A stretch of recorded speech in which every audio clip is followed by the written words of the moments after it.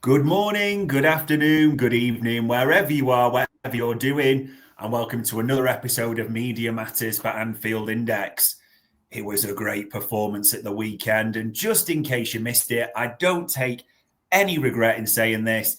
The Reds are top of every single league you care to mention. Ipswich swept aside, absolutely dominated at Anfield, and joined as ever by the renowned and the respected David Lynch, who got to be impressed by what you saw at the weekend, David, surely.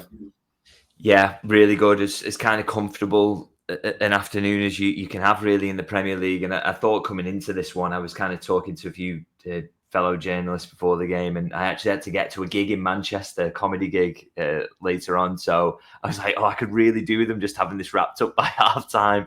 And they absolutely delivered. And it's interesting really because that hasn't happened a lot this season. Obviously, Liverpool have won a lot of games and won a lot of games comfortably on expected goals, but haven't tended to kind of turn it into comfortable wins into the actual scoreline. So this was a really nice change, and to basically have it wrapped up by halftime was fantastic. And I know Ipswich have conceded 10 over the last two games. They've looked, they're down there and they're struggling a little bit, but they've also beaten Chelsea this season. They've had games where I've watched them where I felt like, they could have actually got something out of that, but we were a little bit unlucky. So, you do that to any Premier League team. It's an achievement. And so I thought Liverpool were very good and deserve a lot of praise for the performance. Just dominant from start to finish, and a deserved comfortable win, which really, really helped me out getting to Russell Kane, who was excellent as well. So just a great day all around, really. Look at that. A perfect weekend for most people there. And I mean, I do want to talk about this game, want to talk about players specifically as well. Before we get into it fully, as ever, let's hear what Honest Slot made of this performance and how he described it as well, because he was actually quite praising of Ipswich in certain ways. How much did the early goal help? Again, playing against the low block, they were always going to be a stubborn opponent. Yeah, no, it definitely helps because it gives energy to us. And it drags a bit of energy out of them, maybe, because the longer it stays 0-0, the more they were like, okay, maybe there's something into it. And then you see teams even fighting harder during the game because they get joy by us not scoring. But it's not only a low block, it's also that this team brought the ball out of the back maybe a bit more than teams like United did over here. But yeah, I've seen many times that the goalkeeper put the ball on the floor and kicked it as long as he could. So, and then when you pick up the ball, you have to go past 11 defenders, and then to score 4 is, it's definitely what you want to see.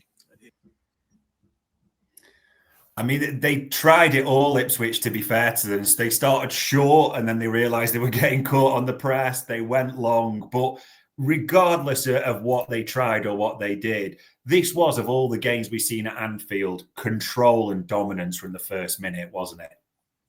Yeah, that's a really interesting point, actually, because, kind of not something I considered at the time, really. But now you think back to the game, and he's absolutely right. It was kind of Liverpool, the way they were hurting Ipswich was in a variety of different ways, or being able to stop Ipswich progressing the ball. So, as he says, quite a few moments there where the high press looked really good and Ipswich are trying to play around it and had no chance. So quite a few high turnovers that turned into dangerous opportunities. But then the alternative to that, which is that they did try to go long, and I thought Liam Delap got absolutely bullied during the game, really, by the two centre halves. So, when it looks like that, you just don't have an awful lot of ways to get out, do you? It makes it really difficult. And, I just think that shows really kind of how, the varying levels of sort of, the different ways in which Liverpool can stop the opposition, and the different ways in which they can hurt them themselves. So just speaks to how balanced this side is. And I'm just having a look actually on FOTMob there.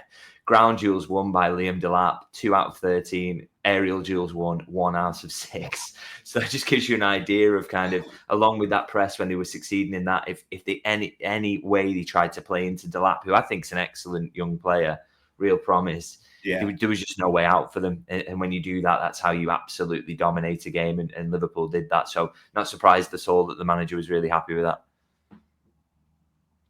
Yeah, so much to like about this. And it is right to talk certain players. And probably the one who drew the headlines, Cody Gakpo, 2 goals and an assist. And I mean, you look at that home record there. That's the tweet from the official Liverpool account. a goal at Anfield in his last 7 starts. I mean, it almost wasn't a brilliant performance from him overall, but he did the business again, didn't he? Yeah, he's on a really good run of goals at the moment. And I mean, I say at the moment, but I mean, generally across this season, I think is he 14 and 32 appearances at the now, Yeah. which is in all competitions is a really good return. And, he was doing that at the start of the season in the League Cup, but he's bringing that form to the Premier League now. And that is really, really handy for Liverpool to the point at which you say, he's kind of undroppable on that left-hand side. Because it's not just that he brings, he chips in with a few assists as well. He loves that one where he cuts inside and he can either, they think he's going to shoot, but he chips that little one to the back post. That's really kind of little dangerous avenue to creating chances for Liverpool. He's really good with that. Physically brilliant because he scores basically a centre forward's header with that towering one late on. He gets a poacher's goal as well. So he's getting himself inside the width of the post, which it's just literally everything you want. From your left winger really, and his pressing's really good as well, and I think that element of his game has come on. So yeah, he's absolutely flying at the moment, and he's one of those you just think he is undroppable at the moment. It does feel that way, and I was going to ask you. I know Luis Diaz has almost moved into centre forward at times, but came back. But if we're almost playing a Champions League final tomorrow, is it Gakpo that's probably starting now? Yeah, I think definitely down the left-hand side. Obviously, then there'd have to be a debate of, if Jota was to be fit, what do you do at centre forward there? Do you put Luis Diaz there? But I don't think there's any debate down that left-hand side because, you look at Diaz's recent numbers, he's not scoring an awful lot. There's probably some effects there of the fact that he is playing centre forward and this team doesn't seem to create chances down the middle for whoever that is, unfortunately. But, maybe that's had some effect. But I just don't see a world in which Gakpo wouldn't start. Because for all the reasons I said, he gets goals, he gets assists, his work rate is great, physically brilliant, always giving them something to think about. And he's just a really well-rounded option on that side. And so has to be in the starting 11, absolutely. Yeah, and he's getting a lot of, like you said, tap-ins, headers, which is usually sustainable. It's not all 30-yard blockbusters at all. Let's hope he keeps that up, no doubts about it. And one player we know keeps it up. I mean, literally, Mo Salah is also like Liverpool, top of every single table you sort of care to mention. I mean, let's be honest, David, it was a little bit exaggerated, that blip, possibly, wasn't it? Yeah, it always is. I mean, all this talk about, I mean, he has had dips for Liverpool, but I think they've been mostly AFCON related, to be honest. In a normal season where he doesn't have to fly halfway across the world and play a tournament, he's usually absolutely fine in the second half of the season. And I think he's just proven that. I mean, he had a goal drought, didn't he, that lasted all of 3 games, and then he scored in back-to-back games. So, he's absolutely back at it. And I think we shouldn't take away as well from the quality of the goal he scored at the weekend. That is, and we get blasé about it from time to time. That is an unbelievable take in a really tight spot. And then to finish it in the way he does, cutting across it to make sure it does beat the keeper on that side. Really tight angle. He's just, world-class footballer. But, we never, ever questioned that. And I think it was nonsense that people were starting to. He's, sensational again. And, he just keeps the records coming, doesn't he? Yeah, it does feel like rinse and repeat most weeks when we talk about him. But as long as it continues, hopefully no one gets numb to it because it's just been brilliant again. And 40 goal contributions in the Premier League already is absolutely sensational. And another player who's been sensational, I mean, we talked about Trent and people still talk about that United game. But if you take that out, and even since realistically, he was brilliant again in this one, and that form is just continuing, isn't it? Yep, he's been really, really good since United. And I mean, I was critical of his performance in that one. I mean, he wasn't the only one who played poorly, and I think we made that point at the time, but he was noticeably poor in that game. And I wrote the piece after saying, does he need to kind of come out and clarify what is happening with his future? Is it starting to get in his head? Because there was a big week of noise prior to that, and then he was really poor and his body language didn't look great in that United game. But I wonder whether the manager's just kind of put an arm around him and said, look, no matter what's happening, if there's a starting point, your body language is really good, everything else will follow. And I think that has been something we've seen change. And the fact is, the United game in itself was kind of a blip, because we've spoken on this podcast before earlier this season about how his defending's been really good. So that was why it was kind of quite shocking, I think, because it came out of nowhere and he had been playing well in that aspect. But he's been brilliant again since, and fair play to him. You know, he hasn't had to come out and say anything. He hasn't addressed it. That's all still rumbling on in the background, but he's just focused on his football and done a really good job. And, you know, again, hearing clips from Roy Keane talking about his defending, just watch his last few performances and tell me this is the lad that can't defend. It's just absolute nonsense. And he's been brilliant in that aspect of his game. And, you know, time and time again in this one, didn't let anyone down his side. He was getting there to cut off any hopes of a counter, sprinting back as well. Like I say about the body language was definitely there. He looked great. So, I think that absolutely, you know, it's been a really good response to the United game, because that could have got really difficult for him, particularly as the fans were in the ground, were kind of on his back a little bit as well. His response has been brilliant, and he was brilliant yet again against Ipswich. You know, I had someone say to me, I was actually talking about Robertson's performance on YouTube actually after the match, saying how good he was, and someone said, well, it's only Ipswich, they offered nothing. But the reason they offered nothing is because you play well, you stop them offering nothing. So it was the same for Robertson down his side. He didn't allow anything to get down there.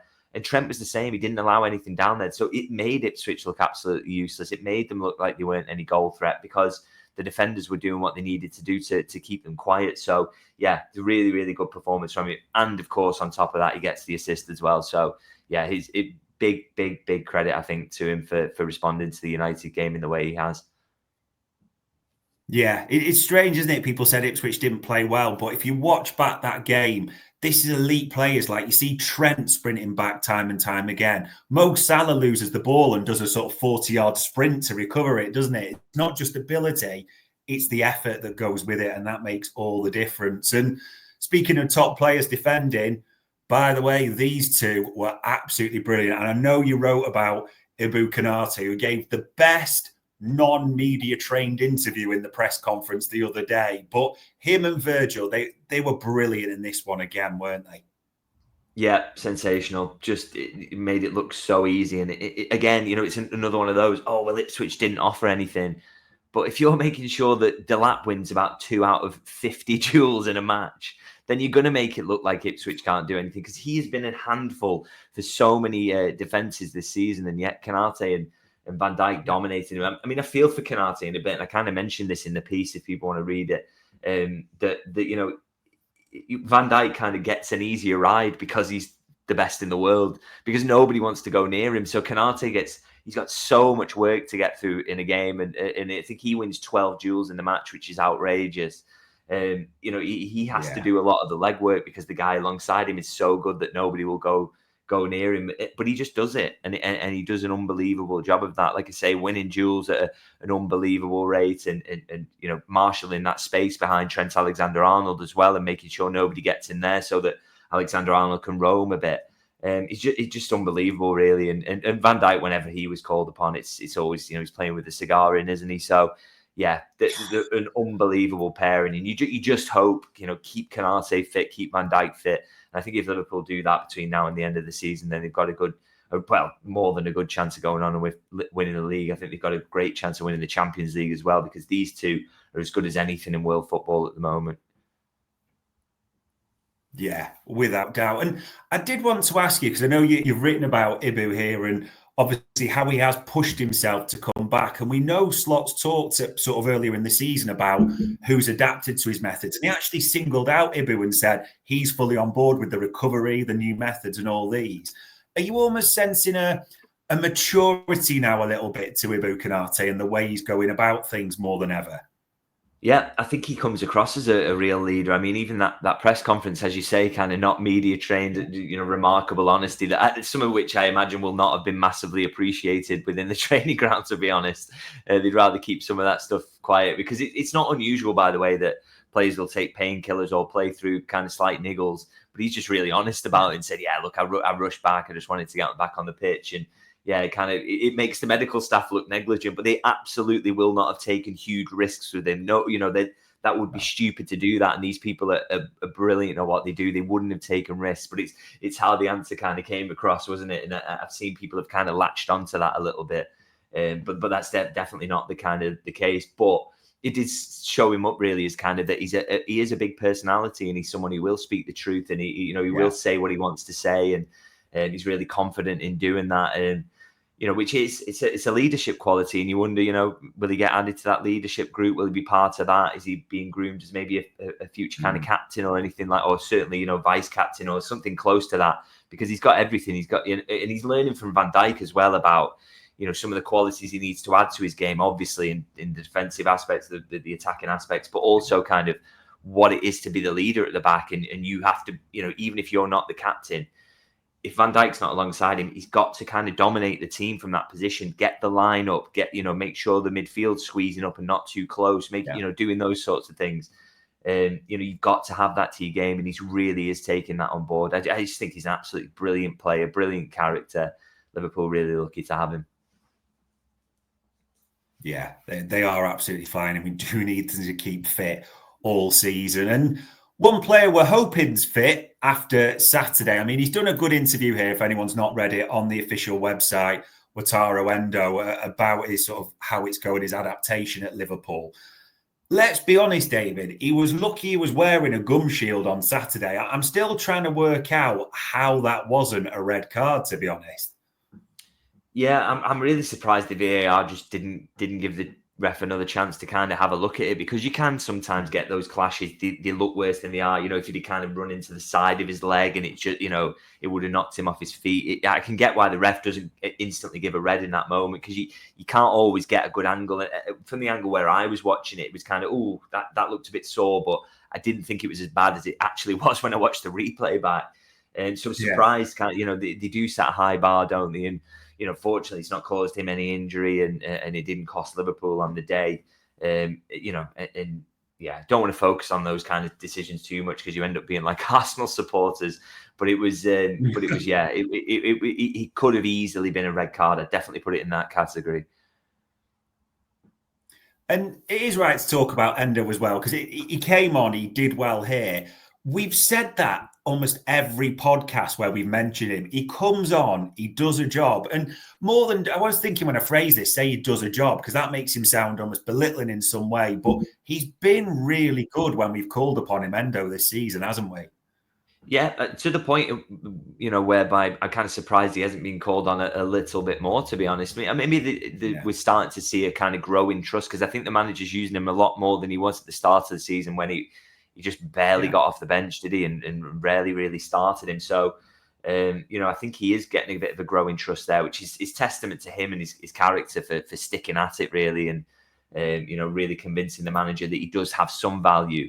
And it's interesting as well, actually, one of the areas I constantly get tweets about saying, Liverpool need to strengthen is a Gravenberch backup. But I mean, I can't imagine you would get a better backup than this, who's willing to sit on the bench as he is. He doesn't play an awful lot, and yet he's actually happy with his role in the squad. He's got great experience. He's a very good player, by the way, because he played the entirety of the season last season, and Liverpool were in title contention until right at the death, finished third, and won a trophy as well. So that's your backup to Gravenberch at the moment. I mean, Liverpool will do well to get someone better than him to come in and play that role for next season, if that's a possibility that they're thinking out of business that they might be doing going into the summer window. So he's just, really, really good player, and doing a big job at the moment. And I hope a little bit more, we see a little bit more of him, this PSV game. Ideally, don't want to see Gravenberch near that. The FA Cup game that's coming up, there are opportunities to see a bit more of Endo, and I would like to see it as reward for his brilliant attitude and also his performances whenever he's come in. Yeah, he has been great, and he is a cult hero, and you can see whatever happens to him in the future, he will be a popular character still. And that's all the things we're going to talk about on the pitch in the game, because I can see the comments flying in about all the off-field stuff, so we will look into that. And this first one, David, I mean, this was, I wouldn't say as dramatic as some people made it to be, but VVD, as normal, answers questions in the mix zone. He's always generous with his time that way. And he was asked about his future and, his appearances, making 300. And as it says here, Virgil van Dijk says, I've no idea as in how many more appearances I'll make, how many left this season. Hopefully those are guaranteed. And then I don't know what the future will bring. Now, I want to ask you a specific way, because I know you've always said, a bit honest, like you don't really stress over contracts. What will be, etc. And it goes from there. Is there any element of surprise for you that we're on the 27th of Jan? This is clearly the best defender in the world, maybe by some distance as well. And he's still talking in this regard, because there's always been a feeling that Van Dijk would be the easiest, the closest, however people want to put it. But that just doesn't seem to sit from his comments that way. Yeah, a little bit surprised. I mean, to me, that's a bit of a nothing update, really. It's until it's actually signed, he's going to say that, isn't he? I don't know where it's up to. I don't know. The talks are kind of ongoing. I guess both parties know where the kind of split is and the reason it's not done yet, and they're working towards resolving that, really. So I don't think this is like a huge kind of update, really, or anything like that. I don't take too much from it, but I will say, yeah, I think a little bit surprised it's got this far. Obviously, the talks were kind of, did we say they were opened around October time or something like that, maybe a little earlier?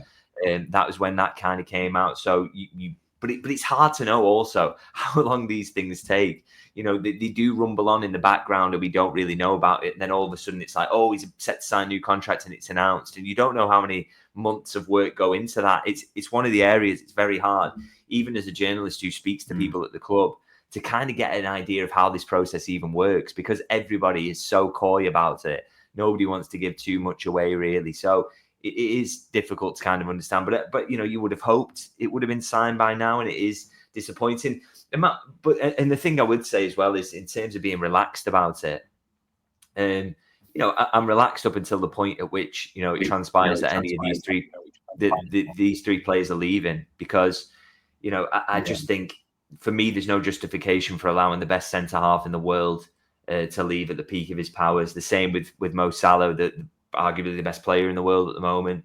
And for me, Trent Alexander-Arnold, he's at least top three right backs, if not the best right back in the world. I would say his form at the moment says he's the best right back in the world. So there's no justification for it. So, I will absolutely, and I get criticism for not banging on about this all the time. But what's the point? I'm not wasting time writing about this and talking about it constantly if nothing is really happening at the moment. But the moment that it's sealed that, they let any of these go, there's unbelievable pressure on Richard Hughes and co to kind of sort it out and make sure Liverpool don't miss a beat next season.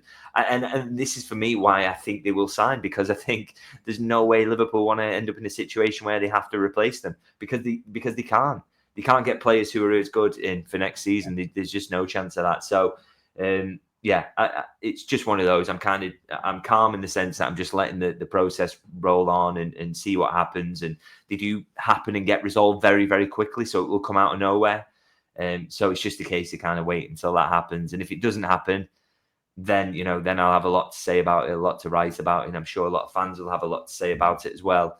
But we're not in that situation yet. So, no progress yet, but let's see how they get on. Yeah, it will be a case of progress, as you say, seeing how they're getting on. We await any news on the contract updates. And the January window has been quiet. And maybe this is a sign of where we are, that an apparent player spotting at Anfield. So we're not quite sure. I don't think anyone's 100% verified whether it was Jurel Hato, the Ajax defender, at Anfield this weekend. Now, this feels like it's going to go one of two ways, in all honesty, David. It'll kind of be the sort of praying meme where we're thinking there's something in it, or it's going to be that Roy Hodgson one where we kind of look excited and then dip our heads at the end. So, David Lynch, Jurel Hato, anything in it? Yeah, I mean, I don't think there's anything specifically in it for January. I'll say that much. I don't think he's here ahead of completing the transfer. Obviously, Ajax had the weekend off, so he's come to watch Liverpool and see how they're getting on. And I guess, he will know the Dutch lads, won't he? Because he's played for the national team a few times, so he'll know them. Obviously, came through the Ajax Academy as well, so maybe he knows Gravenberg from that. So, I don't think there's anything kind of in it in that regard. I don't think there's going to be a January transfer pops up there. I think he's just kind of, but in terms of in the long term, maybe it's obviously Liverpool's an attractive club to come to. The fact he's coming to Anfield is pretty helpful if they're trying to sell it. Obviously, to watch that team, it's something you'd want to be part of. But nothing for January. Maybe if that's something Liverpool look at in the summer. My question over that would be: he's only 18 and he's only played in the Dutch league so far. Is he quite ready for that jump to kind of Liverpool level? That for me is a kind of big question. But I wouldn't get any expectations up about January transfer for him. I think if there's anything that's going to happen there, it'd be in the summer. And even then, I'm still a little bit like, I don't know if he'll be on the list, but we'll see. Yeah, well, it could be groundwork possibly for the summer. Like you said, there's a lot of connections with player there. Johnny Heitinger, Slot's worked with him before as well. So, yeah, maybe it's a manifestation one, but we'll await news on that one. We'll have to see. And the only other bit I wanted to ask you about off the field is Liverpool's accounts haven't come out, but you'll have seen the Deloitte figures and then people read into that. And Mo Chatra, as he always does, did the Money Talks podcast for us and kind of asked a lot of questions around the wages, the way they seem to be increasing. There's a lot of, as he put it, unanswered questions there. And we know we've missed out on the Champions League for this account period. I know you've written about sort of the figures, the finances, and talked about them before. Was there anything that sort of surprises you or you think is worthy of questioning in there at all? Yeah, I think Mo's right to point out that leap in the wages going up, I think around 14 million from the last set of accounts to this one, despite the fact Liverpool weren't in the Champions League. That is quite interesting. I mean, I would say I don't think there's anything, underhand going on there.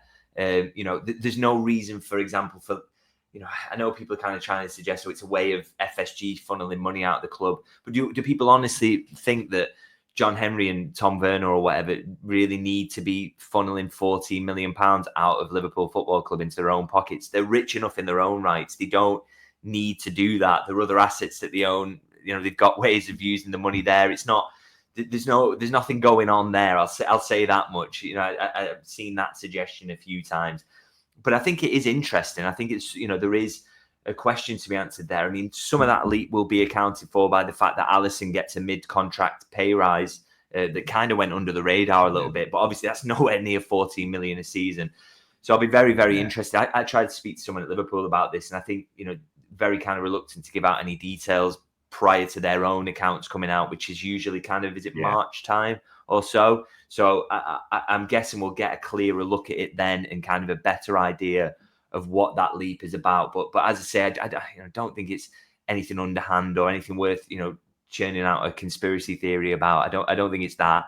Sometimes as well, it can just be about timings as well. So kind of what that rolling, the rolling debt, what that looks like, for example, you only get a snapshot of a very specific period when the accounts come out. So it's hard to kind of, it can just be timing in terms of where that is, and that wage bill might not look like that when the official accounts come out.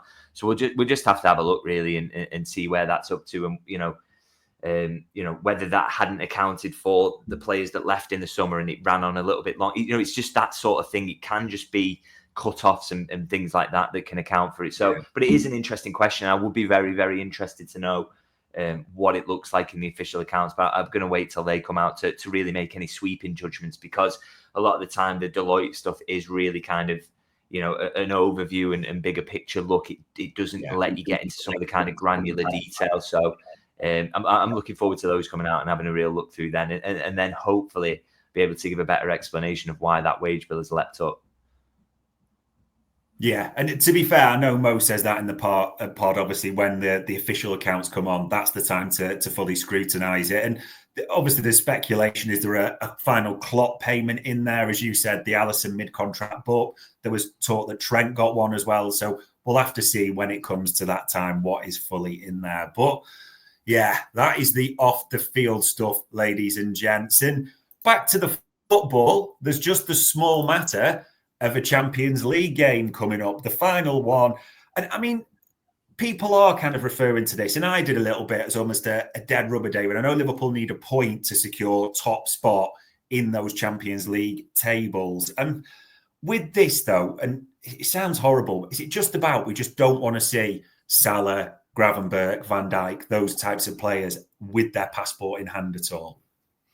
Yeah, that's kind of the dream scenario from my point of view, and I'd like to think that the manager sees it in the same way. I mean, the way he spoke about top two being the same as being in the top one, I take encouragement from that he knows that this isn't a massive game and he doesn't need to take his full complement.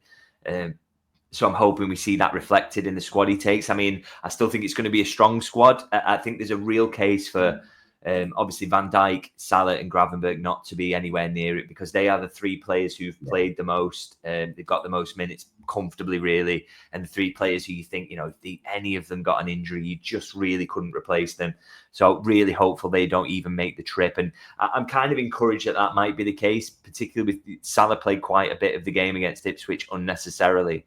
So it just makes me think that is because he's not going to be there at the PSV trip. So hopefully that's the case. Yeah. And gives opportunities for a few other players to get the chances. So that's what I'd like to see, is those three left behind are quite a rotated team.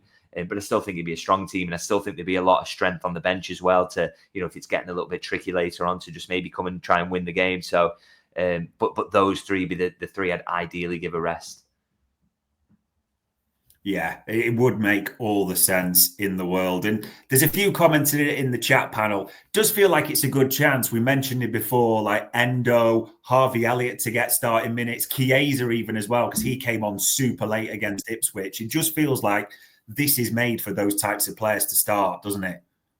Yeah, absolutely. I mean, that Chiesa sub at the end, with it being so late, again, it kind of made you wonder, didn't it? Is this prep him to just do maybe even not a full 90, maybe, but more minutes than he's ever done for Liverpool in this PSV game, and they're just kind of trying to get him in position for that. I really hope that's the case, because I want to see more of him. He shoots constantly when he's on the pitch, so looking forward to seeing more of that. Thought it was really interesting, by the way, that Jayden Danns was involved in that game at all. I mean, I spoke to someone today, and apparently not really any decision made just yet on whether he's going to go out on loan or not. So they're still they're going to make that call very, very late in the window. And I think that call will be based on who's fit, who's available, what the squad's looking like, and whether they think they're going to be able to give him minutes, or whether it's best. So they're leaving that as late as possible. And with him coming on against Ipswich, does that mean he's going to get a few minutes against PSV? Again, I would really hope so. I'd love to see him, really like him as a player. Even if that's just the final half an hour or something like that, would be absolutely great for him to play in the Champions League. So, and as you say, Harvey Elliott, another big contender, isn't he, to get minutes? Connor Bradley, Jarell Quansah. This squad is unbelievable. I mean, I have a tweet today. I urge people, because I know the listeners to this podcast are not as mad as most of the people online, to go and read the replies to some of my tweets today about people telling me that Chelsea have got a better squad than Liverpool and City do. Despite them being many, many points behind in the Premier League at the moment. I think Liverpool have got a brilliant squad. And I think, games like this, where hopefully we see quite a bit of rotation, a real chance to see that, really. So, yeah, I'm hoping for a lot of changes, but I still think it'd be 11 that can win the game, absolutely. Yeah, it should be. And a point, it would be nice to finish top, but maybe, just maybe, it's about no injuries, especially with what's coming up. And it is right to finish, as we always do, on wider football. So it's another big weekend in the Premier League just gone. It's another big weekend coming up as well. I mean, first things that I want to get to, and as much as we sometimes enjoy seeing Arsenal fans squirm, I've got to ask you, that decision on Saturday, that's never a red card, is it? Do you know what? I know, and you will know, I'm exactly the same about this when it's Liverpool involved or whatever. I always try and look at the decision from the perspective of why is the referee given that? What justification could he have for giving that? And I thought it was very, very interesting. I watched it back on Match of the Day and saw a replay that was being played whilst they were talking about how much of a shambles it was that it was a red card. And it basically showed Lewis Skelly studs up, catches the back of the thigh, not the thigh, sorry, his calf, and then down onto the ankle. And I thought, do you know what? You look at that replay, you can understand if the VAR looks at that and thinks, maybe sent him off for a straight red for that, for a kind of endangering an opponent. I can back that up. I can say, I've not got enough evidence here to overturn your decision. And I wish that replay was kind of, everyone could see it. I mean, I urge everyone to go back and look at Match of the Day to see that one again. He quite clearly hits him first time with the studs on the quite high up on the leg and then down, and then he catches him again at the ankle. Now, if it had just been the ankle catch or just below the ankle where he gets him just that, I think the VAR man said, okay, maybe have another look at that. But he does get him twice, and it's quite high, and it's very, very cynical. I know he's not trying to do that. He's trying to just trip him, but he gets it badly wrong. And I think it's like I say, you could easily see why he would have given it as a yellow, but I can also really see why he gave it as a red. And I can see why the VAR will have seen that replay and thought, yeah, I can back that decision. I don't see any clear and obvious evidence that a huge mistake has been made here, and therefore it should be overturned. So for me, it's, I really, as I say, I can get it.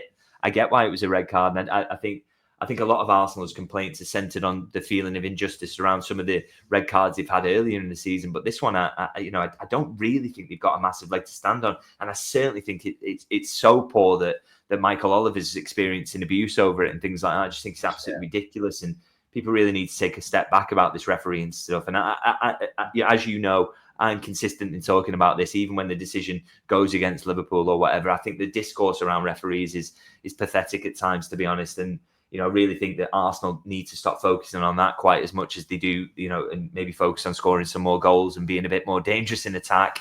I thought the furore over that was a little bit too much, to be honest, and I could see why it was given. Yeah, an interesting one. And we can now add you to the list of journalists that apparently have conspiracy theories against Arsenal. So there we go. And there's a final one I wanted to ask you, because it's a big week coming up as ever. If I'm right, there's open training tomorrow afternoon and then the press conference in the evening, isn't there, with Slot and a player? So there's still quite a bit coming in the next few days. Yeah, that's absolutely right. Looking forward to open training as well, because I'm not really expecting Jota to be involved, but it would be a nice bonus if he was, wouldn't it? And go and have a look at the state of the squad and hopefully, see what shape they're in. And we'll also get a picture, obviously, then on Tuesday when they fly over of who's going and who isn't, who's going to be involved in the trip. Like I say, would love the three lads who play the most to sit this one out, but we'll see what the manager's decision is there. Maybe might think he has to take a couple of them just to have them sit on the bench. But, I'd take that right now. But, it's going to be interesting to see what he does there and hopefully some more kind of some clearer injury updates in the press conference as well, because Slot's been kind of dancing around it a little at the moment. So we'd love to know when the three lads who are out are back. But, we'll see what we get tomorrow. Yeah, I know you mentioned Jota there. We're hoping for a Curtis Jones update. It'd be great to see him back in training, because I was going to mention, he dances around it a little bit on a Slot. He seems almost reluctant. I don't know if he's heard of GDPR or something like that at all, but he does seem very reluctant to give updates. And then it's a little niggle turns into Jota's out for a couple of months. And Curtis Jones, unfortunately, does seem to have that, I don't think, ability or streak, whatever you want to call it, that a niggle can turn into a knot quite quickly. It'd be good to see him back, wouldn't it? Yeah, really would. We just see how it kind of progresses. I spoke to someone on Saturday about Jota who kind of said that the initial diagnosis they'd been given when he picked up that niggle was kind of 2 weeks or so. So 2 weeks would, in theory, be him back in training this week at some point. Yeah. I still think they'd probably see, they're not going to drag him over to PSV if he's not quite there. But, could he be available for the weekend? Having someone like him off the bench would be unbelievable, wouldn't it? And then if Gomez isn't too far behind, is he the week after that? Maybe that would be great to get him back. And again, with Curtis, we don't have a clear picture, do we? But we'll kind of see where he's up to with what the manager says. But, again, it's Liverpool in a really, really good position, aren't they, in terms of injuries? And, touch wood. Yeah. This season's been very, very good in terms of fitness record so far, and you just hope that can continue, because if it does, I think this squad is really strong. And for me, the number one reason really that everything dropped off last season and there was that collapse. Everyone likes to talk about as if the squad is not deep. It's nothing to do with that. The injuries were just absolutely insane, weren't they? So if Liverpool can keep this fitness record up, it'll go a long way to helping them get over the line. And you just hope with these three lads now that they're not too far away. And if you can get them back in the next couple of weeks, then a strong squad is looking even stronger. Yeah, fingers crossed it stays as it is at the moment. No two ways about it. And there we are, ladies and gents. Dominance and control against Ipswich. Contracts, we'll have to wait and see. There's maybe not too much in the comments that have come out recently. If you fancy Jarell Hato like me, it's not been ruled out. We might just have to wait till summer, but don't bank on it just yet. All it leaves me to say as ever is, David, for the time, the insight, and for what it seems like taking on half of Twitter at times, it is much appreciated. Thanks for having me. And ladies and gents, that was another Media Matters for Anfield Index.